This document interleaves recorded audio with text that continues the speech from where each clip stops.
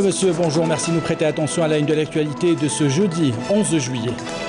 Match décisif pour les Verts en quart de finale de la CAN. Une bonne partie de ce journal est consacrée aux entraînements de l'équipe nationale, l'effervescence des supporters algériens et étrangers en Égypte. L'APN, un nouveau président, un dénouement d'une crise qui aura duré plusieurs mois. On revient dans ce journal sur l'élection du nouveau président. Le gouvernement s'est réuni sous la présidence du Premier ministre Nourdine Bedoui. Des présentations d'exposés sur différents secteurs. Les détails dans ce journal. Bienvenue à tous. L'information du jour est sportive. Cet après-midi, l'Algérie joue donc contre la Côte d'Ivoire à Suez à 17h. À 17h donc heure algérienne pour les quarts de finale de la Coupe d'Afrique des Nations. Objectif bien sûr rejoindre le dernier carré, ce qui n'était pas arrivé depuis 2010. L'équipe nationale a le moral au beau fixe donc. Elle a fait un sans faute depuis le début de cette compétition. Les coéquipiers de Riyad Mahrez se sont entraînés pour la dernière fois avant d'affronter donc l'équipe de la Côte d'Ivoire. On voit ça dans les images qui nous ont parvenues récemment d'Égypte. Et comme le veut la tradition justement, le sélectionneur national Jamel Belmadi qui a donc animé une conférence de presse durant laquelle il est revenu justement sur les derniers préparatifs. Il est revenu aussi sur l'analyse tactique de l'équipe de la Côte d'Ivoire. Je vous propose de l'écouter. احترام المنافس والتحضير الجيد للمواجهة خاصة ذهنيا وضع كل On encaissera de but. Bon, on fera en sorte de ne pas en encaisser déjà. Ça c'est déjà une première chose. دينا والملعب وحتى توقيت المباراة لا يراه بالماضي عائقا له ولأشباله الباحثين عن مواصلة في ديناميكية الفوز. سعد الأنصار وحجز بطاقة. Et justement, l'effervescence qu'a créée l'équipe nationale dépasse de loin le cadre national. L'équipe nationale joue un sans faute depuis le début de cette compétition. Elle crée la surprise. Et puis, les supporters aussi créent une ambiance originale. Ils sont présents en force en Égypte. Ce fair-play et cette bonne humeur attirent justement les supporters algériens, mais aussi étrangers. On voit cela avec Hassiba Abdallah.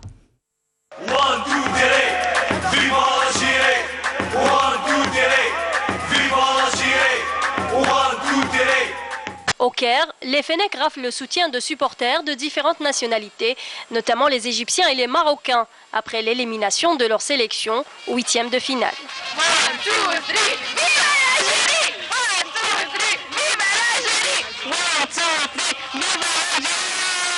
Tous scandent le même slogan, tous derrière l'équipe d'Algérie. 1, 2, 3, vive l'Algérie. 1, 2, 3, vive l'Algérie. 1, 2, 3, vive l'Algérie. 1, 2, 3, vive l'Algérie, la victoire à l'Algérie. 1, 2, 3, vive l'Algérie. Un soutien qui ne peut qu'apporter que plus de détermination aux joueurs de notre équipe nationale de football. Quoi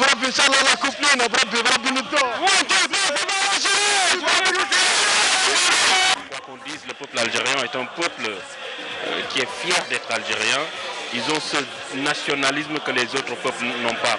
Regardez ici les gradins, ils chauffent à bloc, ils sont derrière leur équipe, ils sont fiers d'être algériens. Qualifiés en quart de finale, les guerriers du désert ont derrière eux tout un monde. De nombreux Algériens ont fait le déplacement jusqu'au Caire. Ils sont plus de 1100 à être sur place. Et justement, vous êtes nombreux à avoir pris la direction du Caire pour supporter l'équipe nationale. 4 vols supplémentaires ont été programmés.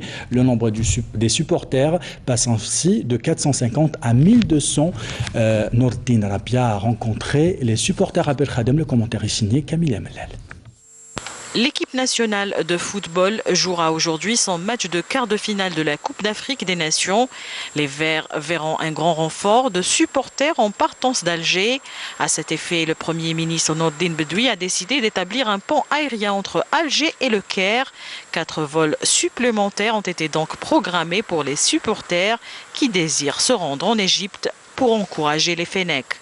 الصحة ونشكر السلطات على هذه المبادرة ويعطيكم الصحة وزيدوا عاونونا إن شاء الله نروحوا الله فينا إن شاء الله. نتمنى لي جوار يكونوا حارين وإن شاء الله نكاليفو مع كوت ديفوار وإن شاء الله نزيدوا حتى لا فينال. رانا جايين نعاونوكم نديروا عليكم اللي في السطاد وحنا نديروا علينا اللي في لاطريبير. رايحين ان شاء الله باش ندعموا هذو اللعابه ان شاء الله وان شاء الله يكون معنا الحظ نجيبوا ان شاء الله كاس افريقيا واسمو الشاب ديالها قال لي فرح يلحق الغماضي اللي راه عنده ان شاء الله نفرحوا قاعدين ان شاء الله لا كتب ربي ونروحوا نعاودوا نولوا ونجيبوا لنا الكوب تاعنا في يدنا وباذن الله ان شاء الله نجوا فرحانين كاع الجزائر. كانوا من 450 مناصر. Le nombre des supporters des Verts passe de 450 à 1150 et ce grâce aux directives données par le Premier ministre, notamment l'ajout de 4 vols supplémentaires pour les transporter. Toutes les conditions nécessaires ont ainsi été prises pour faciliter et rendre agréable leur déplacement.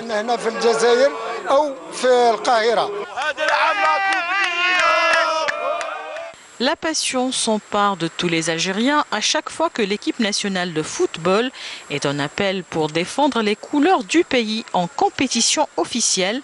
Supporters, profanes ou connaisseurs du ballon rond, la fièvre est bien là, elle enfle à mesure qu'approche l'heure de la confrontation des Verts. Et après avoir obtenu leur billet d'avion, les supporters des Verts ont pris la direction de l'aéroport international Houari Boumediene. Drapés de l'emblème national, les halls de l'aéroport ont vibré sous les slogans 1, 2, 3, viva l'Algérie. Nos équipes sur place ont recueilli leurs impressions. Je vous propose de les écouter. أنا نشكرهم على المبادرة هذه اللي داروها باش ينقلوا الأنصار الفريق الوطني باش يكونوا دعم ودافع حقيقي للفريق الوطني لأجل الفوز بالكأس. Il y a une bonne équipe وممزوجة, c'est-à-dire une ancienne مع une nouvelle. Il a essayé de mettre tous les ingrédients pour réussir. احنا نحبوا المنتخب الوطني ويعطيهم الصحة على المبادرة هذه اللي داونا وكانوا دايرين 450 ومن بعد دوموند ديالنا زيدونا يعطيهم الصحة. شكروا يعني السلطات اللي دارت المبادرة هذه اللي يعني كانت في متناول الجميع. الحمد لله. بون لقينا تسهيلات الحمد لله يعني من السلطات اللي عندنا وكل شيء موفرين يعني الحمد لله وان شاء الله نتكاليفاو ان شاء الله. 1 2 3 viva l'Algérie 1 2 3 viva l'Algérie. Voilà donc pour cette page sportive et je souhaite bien sûr le grand succès à l'équipe nationale. Dans l'actualité politique de ce jeudi, on revient sur l'élection de Slimane Chennine comme nouveau président de l'Assemblée nationale populaire. Slimane Chennine a été plébiscité à main levée lors d'une plénière. Dans son allocution, le nouveau président de l'APN dira que l'opinion publique nationale retiendra que la majorité peut accorder à la minorité la présidence de l'APN. On revient sur tout cela en détail avec Karim Haïfa.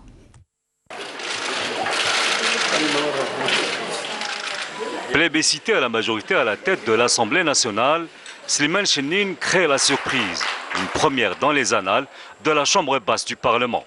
Député et président du groupe parlementaire de l'Union Adala, El Bina Al-Nahda, Slimane Chennine a été soutenu par les principales formations de l'APN, dont le FLN et le RND, qui ont retiré leurs candidats respectifs. Dans son allocution prononcée après le plébiscite, Slimane Chennine dira que l'opinion publique nationale retiendra surtout que la majorité peut accorder à la minorité la présidence de l'APN. Cette séance intervient dans une conjoncture sensible que traverse l'Algérie. Vous avez apporté une nouvelle approche concernant la crise que vit notre pays. À ce propos, je salue le soutien de la Chambre basse au mouvement populaire. Je salue et je soutiens également l'armée nationale populaire et son commandement, notamment les dernières déclarations du général de corps d'armée relatives à la lutte contre la corruption.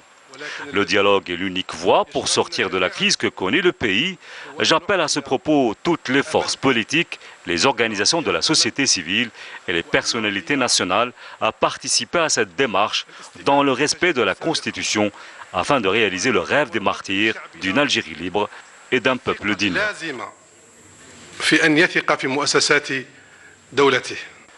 Né en décembre 1965 dans la wilaya de Ouergla, le nouveau président de l'Assemblée populaire nationale est diplômé de l'École nationale polytechnique. Il est par ailleurs journaliste dans plusieurs rédactions de la presse écrite nationale et internationale avant d'être à la tête d'un quotidien national. Militant du mouvement estudiantin dans les années 1990, Slimane Chennine est élu député de la wilaya d'Alger pour l'actuelle législature. Toujours dans l'actualité politique, le gouvernement a tenu hier une réunion présidée par le Premier ministre Nourdine Bedoui, lors de laquelle des exposés ont été présentés par les ministres de la Justice, des Finances, de l'Intérieur et de la Santé. Le point sur ce conseil gouvernemental avec Manel Boudouaba. La réunion a débuté par l'audition d'un exposé présenté par le ministre de la Justice, garde des Sceaux, sur un avant-projet de loi modifiant et complétant le code de procédure pénale. Il vise la levée des entraves à l'action de la police judiciaire et l'abrogation des dispositions qui subordonnent la mise en mouvement de l'action publique à l'encontre des dirigeants des entreprises publiques économiques à la plainte préalable des organes sociaux de l'entreprise. Cet amendement permettra aux officiers de la police judiciaire d'exercer leur mission sans la condition d'habilitation délivré par le procureur général compétent. Par ailleurs, et dans le cadre des mesures adoptées pour préserver les réserves de change et rationaliser les importations, le gouvernement a écouté un exposé présenté par le ministre des Finances sur les conclusions du groupe de travail sur la filière du blé qui a révélé des dépassements de la part de certaines minoteries en vue de bénéficier indûment de quotas supplémentaires de blé tendre subventionnés. Le Premier ministre a suite à cela exhorté le groupe de travail à soumettre un rapport exhaustif au gouvernement et à élargir ce travail aux retards accusés dans la réalisation de structures de stockage relevant de l'Office algérien interprofessionnel des céréales OAIC. À cet égard, Bedoui a décidé la fermeture immédiate de 45 minoteries pour contravention avérée aux lois en vigueur, l'engagement de poursuites judiciaires à l'encontre d'autres minoteries ayant fait de fausses déclarations concernant leur capacité de production et la suspension du directeur général de l'OAIC. La deuxième intervention du ministre des Finances a été consacrée à la présentation des résultats du travail du comité intersectoriel de veille chargé du suivi des activités économiques et des projets susceptibles d'enregistrer des perturbations en raison de mesures conservatoires. À ce propos, le Premier ministre a mis en avant la détermination du gouvernement à poursuivre la réalisation de l'ensemble des projets publics concernés et à respecter tous les engagements, notamment avec les partenaires étrangers, conformément à la loi. Le renforcement du partenariat entre le secteur de la recherche scientifique et les secteurs socio-économiques a été également au menu de la réunion du gouvernement à travers un exposé présenté par le ministre du secteur qui a proposé un plan d'action pour la valorisation de la production de la recherche scientifique dans divers domaines, lequel a été approuvé par le gouvernement. Le Premier ministre a ordonné la mise en place d'un mécanisme d'évaluation périodique pour le suivi de la concrétisation par étapes des propositions contenues dans l'exposé, en chargeant chaque secteur de mettre en place son propre plan d'action pour promouvoir l'exploitation des résultats de la recherche scientifique et consolider la place du chercheur. Bedoui a chargé également les secteurs d'activité d'examiner les moyens de création de fonds de financement pour encourager la recherche à leur niveau. Dans le volet judiciaire, l'ancien Premier ministre Ahmed Ouyahia a comparé ce matin devant le conseiller enquêteur de la Cour suprême dans le cadre d'enquête dans des affaires de corruption. On reviendra avec plus de détails sur cette information dans nos prochaines éditions. Dans le volet sécuritaire et selon un communiqué de l'armée nationale populaire et dans le cadre de la lutte antiterroriste et grâce à l'exploitation de renseignements, des détachements de l'armée nationale populaire en collaboration avec des éléments de la gendarmerie nationale ont arrêté hier suite à des opérations distinctes menées à Tébessa et Khenchela 7 éléments de soutien au groupe terroriste. Dans le même contexte, un détachement de l'AMP a découvert et détruit lors d'opérations de fouilles et de ratissage à Bni dans la wilaya de Batna, 3 bombes de confection artisanale et 2 casemates contenant des effets vestimentaires et divers objets, tandis qu'un autre détachement de l'AMP a détruit une bombe artisanale à Blida. Dans le cadre de la lutte contre la bande et la criminalité organisée, des détachements de l'AMP ont appréhendé à Tamanrasset et Bojbajil Mourtar, Ingzem, 9 orpailleurs et 15 marteaux-piqueurs, 20 sacs de mélange de pierres d'or brut et 2 téléphones satellitaires, tandis que des éléments de la gendarmerie nationale ont arrêté à Inti-Moshent et Tébessa 8 narcotrafiquants et saisi 9 kg de kiff traités, aussi 2326 comprimés psychotropes ont été saisis aussi à Béjaïa. Par ailleurs, des éléments de la gendarmerie nationale ont appréhendé à Skikda un individu en possession d'une grenade, d'une grande quantité d'or aussi, s'élevant à 41 kg, alors que 21 immigrants clandestins de différentes nationalités ont été interceptés à Tlemcen. Fin de ce communiqué. On entame l'actualité internationale par le prix du pétrole qui bat leur plus haut niveau depuis un mois et demi, en hausse de 0,82 par rapport à la clôture d'hier, tirée par la chute des stocks de brut aux États-Unis et la persistante tension avec l'Iran et l'arrivée d'une tempête aussi dans le golfe du Mexique.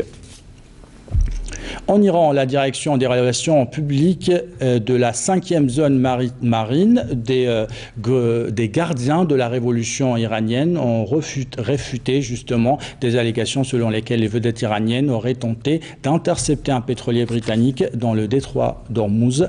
Dans la région du Golfe, la situation reste tendue dans cette région depuis plusieurs mois. En Syrie, 47 personnes combattantes ont été tuées dans des affrontements ces dernières heures entre les forces dominées par des djihadistes et des troupes du régime syrien aux abords des bastions insurgés dans le nord-ouest du pays, a apporté jeudi l'Observatoire syrien des droits de l'homme. On revient en Algérie, de belles couleurs pour clore cette édition. Une exposition libre à la Galerie du Théâtre National Mahitim Bashtarzi, le pourquoi de la création. Les exposants font partie de cette nouvelle génération d'artistes algériens. La plupart sont autodidactes, ils font de l'art contemporain. D'autres proposent des tableaux inondés par les couleurs et les lumières algériennes. Nassima Jaïdiri. Une exposition qui nous donne à contempler et à apprécier le talent des uns et des autres. Les œuvres sont signées par des exposants originaires de différentes régions d'Algérie. Inauguré récemment, cet espace situé au niveau du Théâtre national algérien encourage la jeune création. Pour la circonstance, ils sont pas moins de 46 artistes à participer à cet événement culturel. Nous avons eu en total 250 inscrits. Donc ça pleuvait de partout. Et pour la plupart du temps, les gens avaient beaucoup plus besoin d'un espace d'expression libre. Ils disaient, est-ce que le thème est libre? Et puis en leur disant que le thème était le pourquoi de la création et que tous les pourquoi étaient les bienvenus, ils étaient contents. Donc je peins pour le plaisir, ou je peins pour un engagement, ou je peins pour un message, ou je peins pour la beauté. Toutes ces raisons-là étaient les bienvenues. Au gré des coups de cœur, ces artistes en herbe nous dévoilent bien des émotions. Des émotions à partager dans cette exposition. J'ai choisi la photo comme support pour passer des messages. Et aussi, c'est une passion. C'est-à-dire, je m'amuse à prendre des photos, à jouer avec l'éclairage et tout. C'est un autoportrait. J'ai joué aussi avec différentes sources de lumière, différents objets, du verre, toutes sortes d'objets.